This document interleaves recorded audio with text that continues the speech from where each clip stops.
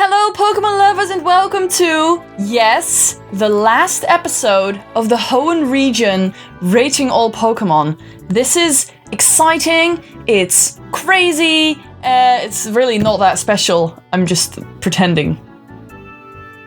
Look, we've got some legendaries to discuss today and I'm excited about it because these are some cool guys. I want to start out with talking about the weather trio. I'm gonna talk about the three guys first, and then I'm gonna talk about them individually. Roll the intense music.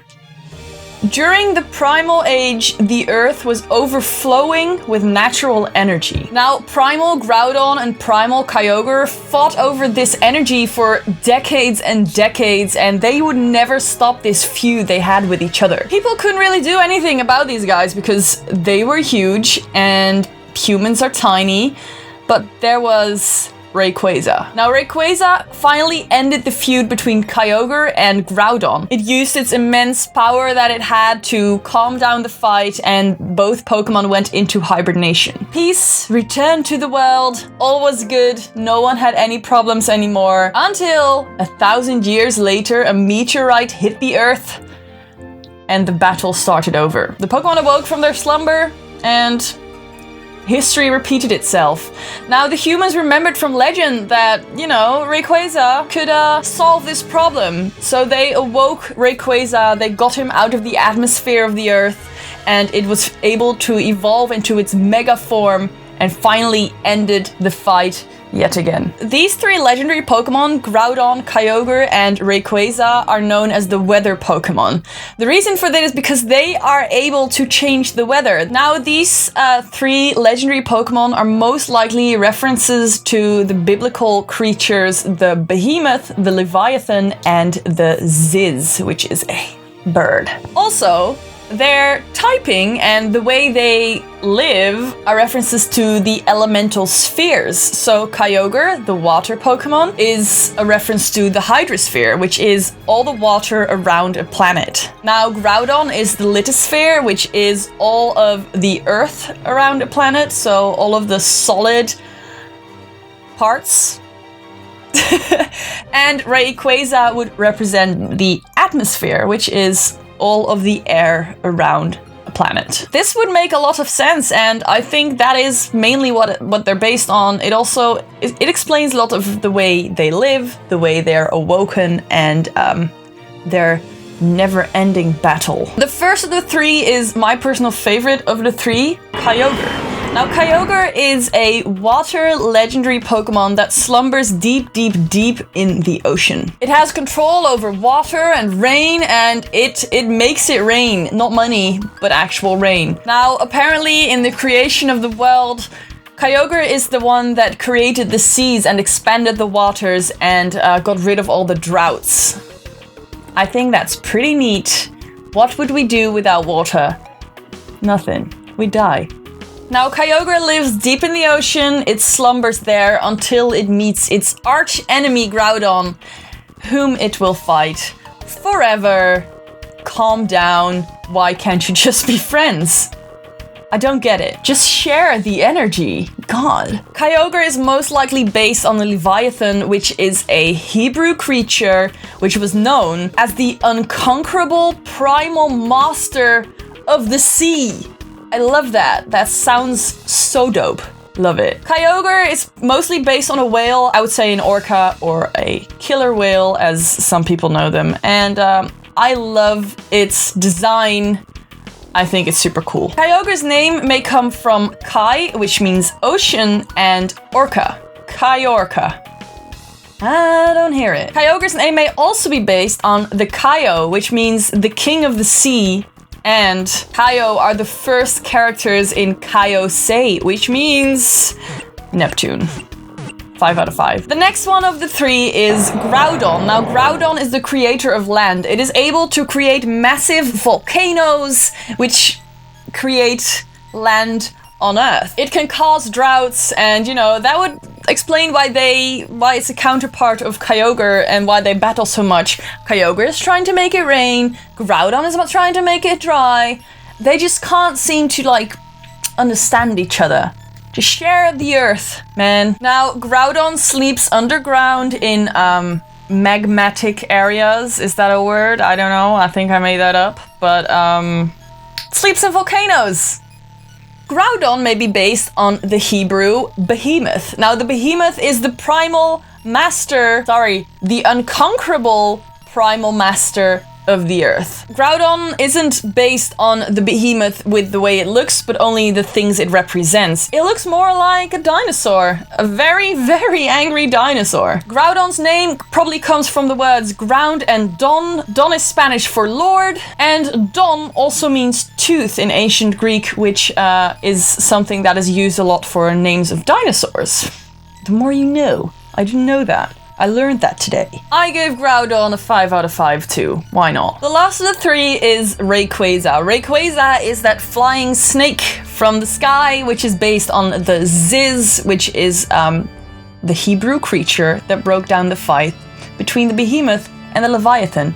So it does make a lot of sense. Inside its body, Rayquaza has an organ that is something that contains the same power as Mega Stones do, and that makes it possible for Rayquaza to Mega Evolve. Now, Mega Rayquaza, mind you, looks absolutely fucking sick. I love Mega Rayquaza, one of my favorite Megas. Hell yeah! Hell yeah! That was very intense. I just got the feels, I'm sorry. Now, Rayquaza lives in the ozone layer, where it lives for 100 million years or something. It's usually not seen by humans because when it moves, it looks like a comet. So, just flies around the ozone. Kind of scary, if you think of it. Now, like I said before, Rayquaza is based on the Ziz, which is the unconquerable master of the sky. Primal master of the sky, even. It's just perfect. I really enjoy this. Now, Rayquaza's organ that can create the power of a Megastone is called the Mikado organ. And it's funny because the word Mikado means emperor, which can lead back to something like the king of the heavenly sky or something. And I think that's really, really dope. 5 out of 5, woohoo! Next up is one of my favorite legendary Pokemon or mythical Pokemon of all time. It's Jirachi. Now, Jirachi is a tiny little adorable star with an eye on its belly that can open and look into your soul. It has these little tags on its hat that you can use to make wishes. Now, in the anime movie, funnily enough, if you make a wish for a material item, it won't make that item for you. It will just steal it from another place, which I think is perfect. Now, Jirachi is a Pokemon that hibernates for very, very long periods. It awakes only once in 1,000 years for like 7 days, I think. But it can also be awoken if it's sung to by a voice of purity, and I don't know what that means. I guess that's my voice, because I'm so pure. So, when Jirachi awakens, you write your wish on one of its little head notes, and your wish will come true.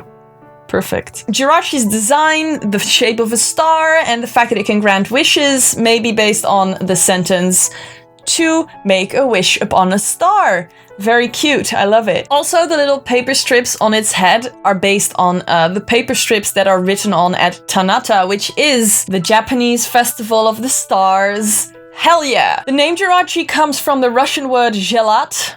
I think that's how you pronounce it. I'm not sure that. Probably not. It means wish, anyway. And it may also come from sachi, which means wish, and happiness, or fortune. One of the three. All of them at the same time. Jirachi gets a 5 out of 5. I love that Pokemon. I don't know why. I just think it's adorable.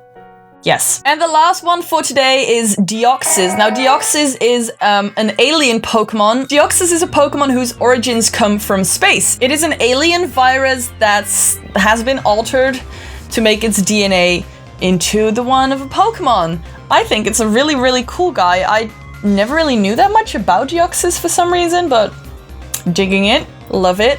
Deoxys has 4 different forms: the normal form, the attack form, the speed form, and the defense form. And all of those are attainable in different copies of the game, and you have to trade to get all different forms. Now, Deoxys is a highly intelligent Pokemon. Its brain is most likely based in its belly instead of its head, because there's like a crystallish shape there. Deoxys can use psychokinetic powers. It is a pretty insane guy. Now, Deoxys can create auroras, which it uses to communicate with other Deoxys, and if it has too many electrical waves and currents around it, its vision actually blurs. Weird. Deoxys is also able to clone itself, and these clones are kind of scary. They are dull and lifeless and less colorful, and if you break them, they turn into a cloud of dust. Deoxys is cool. And Deoxys' name comes from, I have to read this, give me a second, deoxyribonucleic acid, which means DNA. Hell yeah. 5 out of 5. Guys, that was it for the Hoenn region. Oh my god, this is crazy. And here's my number. It's not true. Hey, listen, since we're starting with Sinnoh next week, let me know who your favorite Sinnoh starter is. Is it Turtwig? Is it Piplup? Is it Chimchar? Let me know. I have to admit, these are my 3 least favorite starters of all the Pokemon series. I don't know why. Gen 4 is a really great gen. It has some really cool Pokemon. I'm really excited to start, and that was a lot of reallys in one really little sentence. Really? Really. I will see you again next week with the Sinnoh region. I'm excited. That's why I'm doing this particular thing with my hands. And you will see me again next week. What the fuck is with my hair? You'll see me again next week. Goodbye.